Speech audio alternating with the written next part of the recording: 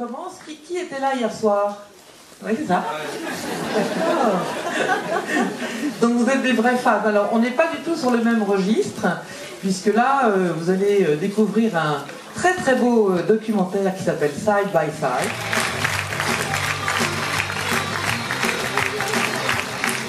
Thank you. Merci d'être venu cet après-midi. Thank you for coming tonight to see Side by Side. My thanks to Sophie and the Champs-Élysées Film Festival for the opportunity to show this film, documentary. And thank you, Vanessa. Thank you. And Jean-Michel Lorenzi, thank you very much for the introduction and the possibility to be here. I hope you enjoy it, and thank you again. Bon film. Et nous allons reprendre avec lui une conversation que nous avons commencée hier, bien sûr.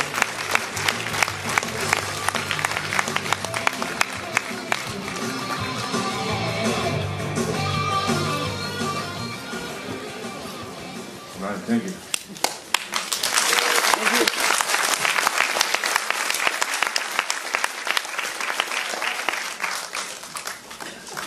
Thank you for being with us again tonight. I mean, we certainly saw two sides of you that are totally different, and it seems that your documentary, in a way, echoes the film that we saw yesterday and you directed. And I was wondering if those conversations and this documentary informed in some way Man of Tai Chi. I mean, pour ceux qui étaient là hier, et je sais que vous êtes nombreux, vous avez vu le premier film mis en scène par Keanu Reeves, et je lui demandais si, en quelque sorte, ce film, ce documentaire qu'il a tourné, ces conversations avec ces grands réalisateurs, n'ont pas en quelque sorte influencé ou guidé la préparation de Man of Tai Chi, pour faire un lien avec notre conversation. Definitely having the experience of making, participating in Side by Side, definitely informed. I ended up shooting Man of Tai Chi, the film I directed and acted in, digitally on the Arri studio camera. So having gone through the experience of the documentary, I was certainly much more familiar with digital cameras and digital workflow. Alors bien sûr, l'expérience que j'ai eue en participant en tant qu'évidemment producteur, mais aussi, vous l'avez vu, journaliste dans Side by Side, eh bien, m'a évidemment influencé dans le tournage de Man of Tai Chi, mon premier film, que j'ai tourné en numérique avec la Reed, n'est-ce pas? Et puis, bien sûr, cette expérience m'a, je crois, aidé dans ce processus et cette préparation. By the way, I mean, was it a choice digital or did you have no choice? The truth. The truth was the first time. Originally, I was going to do the film photochemically, but the producer said, "No, you're not." And the cinematographer that I worked with, Elliot Davis, was fine with either format. So we tested cameras, and we came to the camera that we ultimately used. And I was really happy with the look and everything involved with that decision. Alors en fait, c'est vrai que je demandais à Keanu justement, est-ce que lui, il a eu le choix entre justement filmer en numérique ou en argentique? Eh bien non, il croyait au départ qu'il allait pouvoir tourner en argentique, la vraie pellicule, et puis son producteur lui a dit « pas du tout ». Et le directeur de la photo, Elliot Davis, était tout à fait OK avec ce processus. Il était très confortable avec les différentes formes de caméra, de format, etc.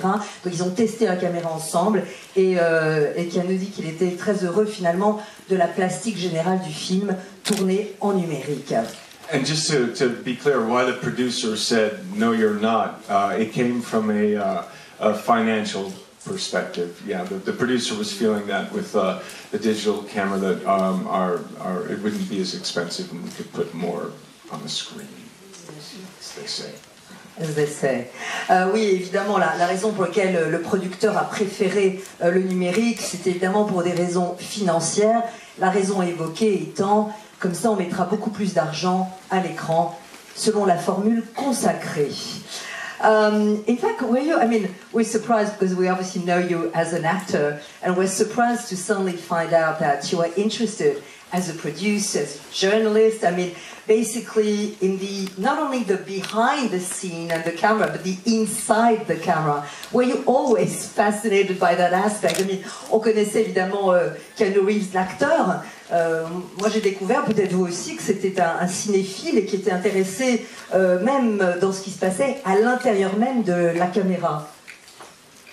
Since I was a child, I was always asking why.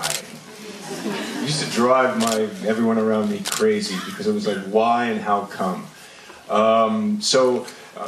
Once I started working in making movies and acting in that format, I was always really curious about, you know, where the camera was going, what was the lens doing, and also in terms of what everybody else was doing.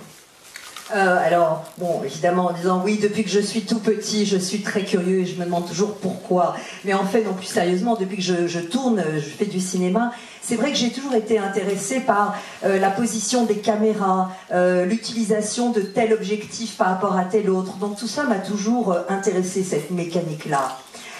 So the only thing that I really didn't know as much about was the post process. You know, I was there in the room making it, but I didn't know really as much about what happened when it left the building. And so really the post process is something that really in the past 8 years I've learned a lot more about. Oui, évidemment, une des choses que je ne connaissais pas bien, évidemment, étant toujours devant la caméra, c'était tout ce qui se passait une fois que le film était terminé en post-production. Et ça, c'est vrai que c'est un aspect que j'ai vraiment découvert et qui m'intéresse vraiment depuis à peu près 8 ans. Why 8 years? What happened 8 years ago? Which film did it? Or which, I mean, was there a film in particular that did it to you? No, I kind of made that number up. But, ok, j'ai juste inventé le chiffre. I mean, actually, was there a film that you shot that actually triggered a thing that you say, oh, well, I mean, the audience might not see it, but there's something that is happening as an actor that you could see. Il y a un moment, c'est vrai que nous, le public, on a mis du temps, je pense, à nous rendre compte qu'il y avait une transition vers le numérique. Mais en tant qu'acteur, est-ce que justement, il n'a pas senti plus tôt qu'il se passait quelque chose, que something was changing? How do you mean? I mean, did you feel, for instance, the audience, we don't really see, I mean, now we will understand better, but it's true that we're not into it and we don't necessarily see the shift. And I was wondering, you as an actor, as you were actively in films and some digital, when did you feel the shift that we as the audience could not feel yet? I would say actually, and maybe it didn't impact ultimately to the audience, but I think for me, the first kind of change was when you had video playback. You know, the experience of, in the beginning when I was starting out, it's like you shot it, but there was really the cinematographer had any idea, and the operator, about what was the image, what was being captured. And then, I guess around, for me it was middle, late 80s. All of a sudden they had a video tap coming out of the camera, and then other people could start watching it, and then they put it into a situation where they had video playback, and then it was like, you do the scene, and then it would be like, okay, well, what did we just shoot?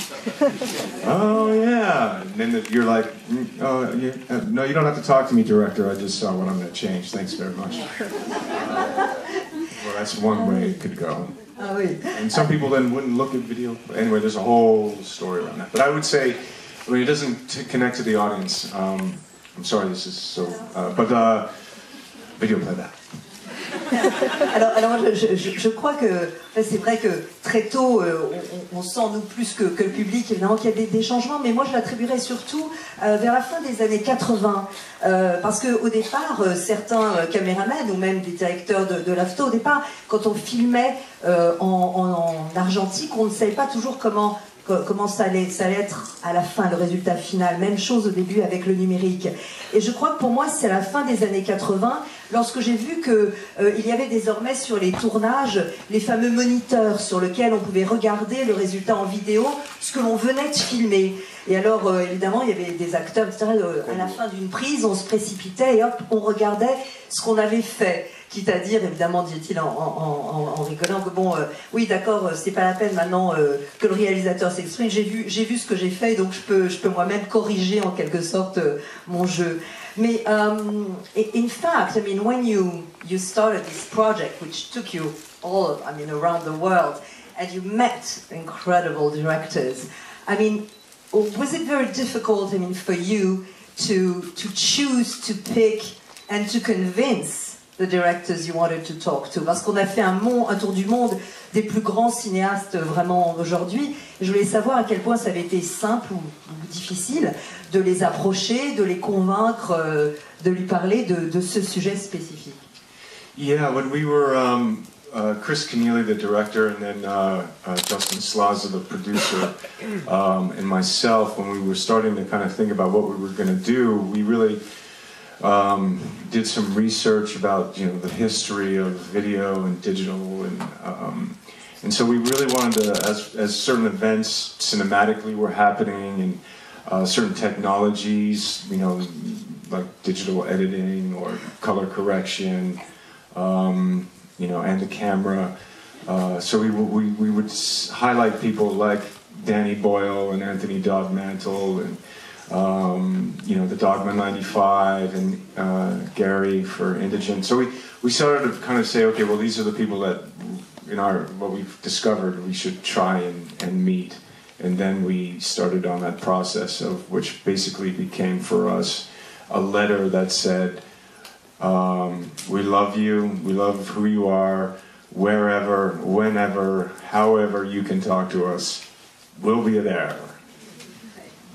Alors voilà, c'est vrai qu'avec Chris Kenneally, le réalisateur, et Justin Sauce, le producteur, on a fait une recherche assez spécifique où on s'est penché un peu sur l'histoire de la vidéo et du numérique pour regarder ce qui se passait dans le monde, quels événements marquants se passaient au niveau cinéma, au niveau évidemment technique, le montage numérique, l'étalonnage, les caméras, une nouvelle caméra à l'épaule. Donc évidemment, on a pensé à Danny Boyle, à Anthony Dogmantle à cause du dogme 95. Enfin, tout ça, évidemment, on s'est vraiment nourri de toutes ces informations. Et ensuite, on a écrit une lettre qui disait en gros à chacun de ces réalisateurs, voilà, on vous aime, on a envie de vous rencontrer, c'est quand vous voulez, où vous voulez, on sera là.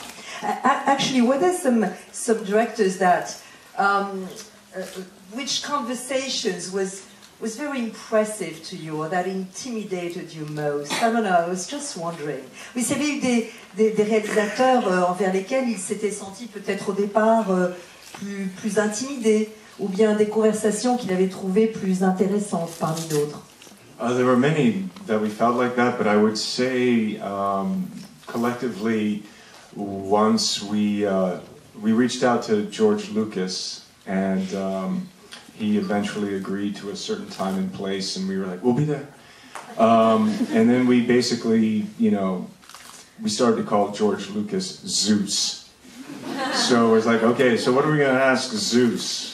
Because, he, as you saw, he had such fundamental and maverick participation and creator of so much of the digital process. We're Zeus's children, basically. Alors en fait, c'est vrai que beaucoup de ces conversations, digital children, all right. Alors en fait, beaucoup de ces conversations effectivement étaient formidables, mais de toute façon, je crois collective, on s'est dit que quand George Lucas nous a dit oui, en nous indiquant un lieu très précis, un timing très précis, on lui a tout de suite dit ok, on y sera, et on l'a appelé Zeus entre nous. Et donc on parlait entre nous et on se dit alors qu'est-ce qu'on va demander à Zeus, parce que en fait, et vous l'avez vu d'ailleurs dans Side by Side, il a quand même eu une influence fondamentale. Il a créé, inventé des choses extraordinaires, il a ouvert des portes dans le numérique. Donc nous sommes tous d'une certaine manière les enfants numériques de Zeus.